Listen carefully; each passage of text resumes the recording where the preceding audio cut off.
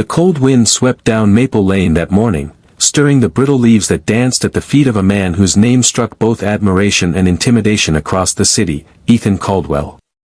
He wasn't just any businessman, he was the Ethan Caldwell. A self-made millionaire. Real estate mogul. Ruthless investor. If a building was struggling, if a family was falling behind on payments, Ethan's company would swoop in, seize the property, flip it, and turn a profit. He was praised for his business sense, and feared for his lack of emotion. Today, he had one goal: finalize the eviction at property #114B. A rundown, two-bedroom home that sat crooked on its foundation like it was too tired to stand upright. Its siding was faded, the roof slightly caved on one side, and the paint on the porch railings had long since peeled away. To Ethan, it was another investment opportunity. The numbers made sense. The family inside had fallen behind on rent for 6 months. It was time to move forward, clean slate. He adjusted his coat, tightened his scarf, and marched up the creaky steps. He pressed the doorbell, the chime inside faint and distorted. After a long moment, the door cracked open, and a small girl peeked out. She couldn't have been more than 7 or 8. Her curly brown hair was unkempt, her pink sweater too thin for the weather. But her eyes, large, sincere, unblinking, met his with quiet curiosity. "Hi," she said softly. Behind her, a woman appeared, wiping her hands on a dish towel. Tired eyes. Worn face. But a calm dignity in the way she carried herself.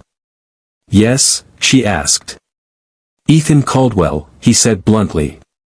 "I own this property now. I'm here to inform you that you'll need to vacate within the week." The words were sharp, businesslike. Just like always. The woman inhaled slowly. "I see. My name is Sarah Whitaker. I've lived here with my children for 6 years. My husband," she hesitated. "He passed away 3 years ago. I work 3 jobs. I'm doing everything I can. Please, we just need more time." Ethan's face didn't change. He'd heard this story before. Too many times. Sentiment didn't pay the bills. "I'm sorry," he said, shifting his weight, ready to turn away.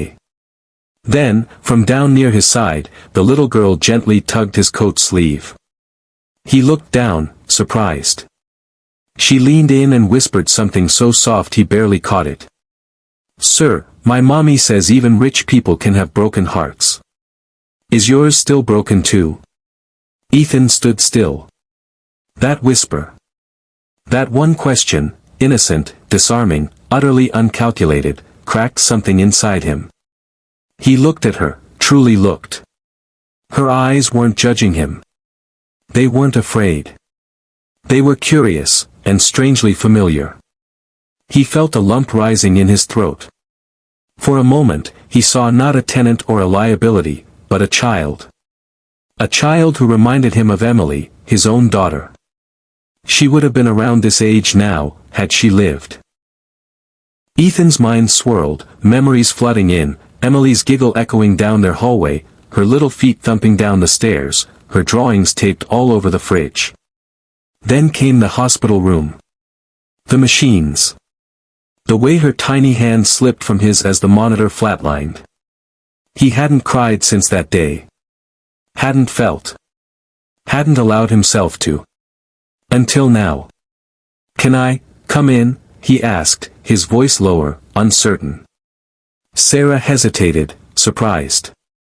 "I suppose, yes." Inside, the home was modest but warm. It smelled of chicken soup and cinnamon. The furniture was old but clean. Toys were neatly stacked in a basket near the sofa. A photo hung on the wall, a man in uniform smiling proudly, with Sarah and the children beside him. "That's John," Sarah said, following his gaze. "My husband. He served in Afghanistan. He was everything to us." "What happened?" Ethan asked. "He didn't come home," she said simply. His convoy was ambushed. He saved 4 others before. She didn't finish. She didn't need to. They sat for a while, speaking gently. Sarah told him about the late nights, the jobs she worked, waitressing, cleaning offices, tutoring. She never asked for pity. Just patience. Ethan listened. Truly listened. Something he hadn't done in years. The little girl, Lila, he learned, sat nearby, drawing quietly. She kept glancing up at him with a small smile, like she was waiting for something good to happen. When Ethan finally stood to leave, the papers in his briefcase suddenly felt heavier than ever. That night, he didn't sleep. He thought about all the homes he'd flipped. All the families displaced.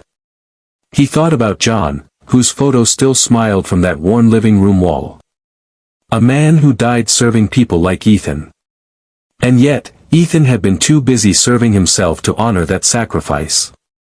The next morning, Ethan returned to the house on Maple Lane. This time, with no eviction notice. Sarah opened the door, confused. "I have something for you," he said. He handed her a folder. She opened it slowly, her hands shaking. "These are the deed papers," Ethan said. "The house is yours. Free and clear." "What?" she gasped. "I'm not just canceling the eviction," he continued. "I'm giving you the house." Sarah was speechless. "I can't take this." "Why would you?" He looked at Lila, who stood nearby, eyes wide. "Because your daughter reminded me that I'm still human," he said. "And that even broken hearts can still choose to heal." Tears spilled down Sarah's cheeks. She hugged him, tightly. "Thank you," she whispered. From behind her, Lila giggled and wrapped her arms around his leg. That was the moment the story changed, not just theirs, but his too. Ethan Caldwell never went back to being the cold businessman. He founded a new initiative, Homes with Heart, a non-profit that helps struggling families, especially veterans and single parents, keep their homes. He used his wealth, not to displace, but to uplift. His first success story? The Whitakers.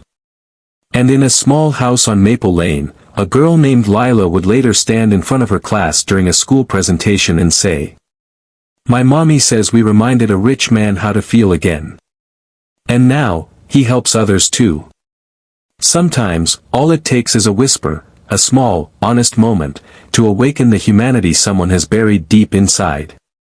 And when that happens, miracles follow.